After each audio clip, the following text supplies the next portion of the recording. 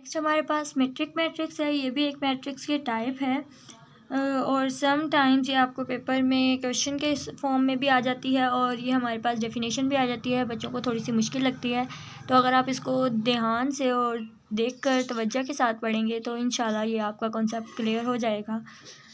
A square matrix is matrix. Square matrix वो square यानी कि स्क्वायर मैट्रिक की बात हुई है, वो मैट्रिक जिसके रोज़ और कॉलम सेम होंगे। स्क्वायर मैट्रिक्स का मतलब वो इस मैट्रिक कब सिमेट्रिक होगा, if it is equal to its transpose. जब हम उसका ट्रांसपोज लें तो वही वाला जो क्वेश्चन गिवन किया हुआ है वही वाला हमारे पास आंसर आ जाए।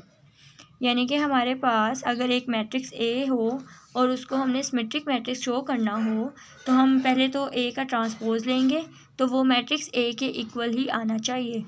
अगर तो वो ए के इक्वल आ जाएगा तो हम उसे कहेंगे कि ये हमारा सिमेट्रिक मैट्रिक्स है, और अगर हमारा ये ए के इक्वल नहीं आ रहा तो इट मीन्स हमारी क्वेश्चन में कोई मिस्टेक है, तो आप उसको अगेन चेक करेंगे। यहाँ पर उसने एग्जांपल ली है, एक 3/3 का मैट्रिक्स है जिसका ऑर्डर 3/3 है, उसका हम ट्रांसपोज लेते हैं। जब हम इसका ट्रांसपोज लेंगे तो ये 1, 2 और 3 ये कॉलम्स की फॉर्म में आ जाएंगे। 2 - 1 4, 3 4 0 ये हमारे कॉलम्स की फॉर्म में आ गए। अब हम देखें तो इसका ट्रांसपोज और जो m की वैल्यू है वो दोनों सेम ही हैं, तो इट मीन्स ये हमारे पास जो m का ट्रांसपोज है वो दोबारा m के इक्वल ही आ गया, तो ये हमारा सिमेट्रिक मैट्रिक कंसीडर होगा।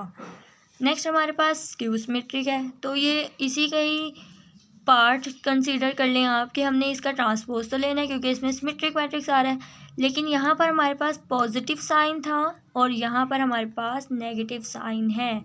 जस्ट इतना सा डिफरेंस है। अ स्क्वायर मैट्रिक्स एक ऐसा मैट्रिक जो कि स्क्वायर हो is said to be skew symmetric. उसको हम तब स्क्यू सिमेट्रिक कहेंगे if it is equal to its transpose with minus sign, यानी कि जब उसमें हमारे पास इसका ट्रांसपोज लें तो वो हमारे पास माइनस साइन के साथ ए के इक्वल आना चाहिए।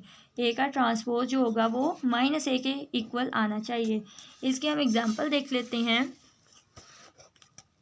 ए इज़ इक्वल टू दिस, हमारे पास एक मैट्रिक्स गिवन किया हुआ है, इसका हम ट्रांसपोज लेंगे तो ट्रांसपोज में हमारे पास आएगा 2, जो हमारी रोज़ वाली एंट्रीज़ हैं वो कॉलम में चेंज हो जाएंगी, तो ये हमारे पास कॉलम में चेंज हो रही हैं एंट्रीज़। लेकिन हमने क्या किया था, हम इसमें से माइनस को बाहर कॉमन ले लेते हैं। जब हम इसमें से माइनस कॉमन लेंगे तो ज़ीरो के साथ हमारे पास कोई भी साइन नहीं आता, तो ज़ीरो एज इट इज़ रहेगा। जब इसमें से हम माइनस को कॉमन लेंगे तो यहाँ पर पॉजिटिव हो जाएगा, क्योंकि जब जिस वैल्यू के साथ माइनस है वो बाहर आएगा तो यहाँ पर जस्ट माइनस माइनस +2 हो जाएगा और माइनस माइनस +3 हो जाएगा।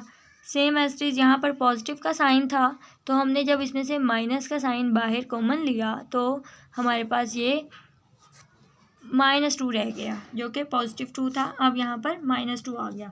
ज़ीरो के साथ कोई साइन नहीं होगा। -1 जो होगा, -1 के साथ हम जब साइन करेंगे तो माइनस को बाहर कॉमन करेंगे तो हमारे पास ये पॉजिटिव साइन में चेंज हो जाएगा।